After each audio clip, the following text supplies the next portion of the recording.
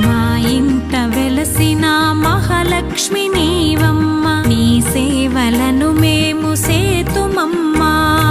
పసుపు కుంకుమలతో నారికేళములతో, పసుపు కుంకుమలతో నారికేళములతో నీ పూజ ఘనముగా చేయుదము తులసమ్మ.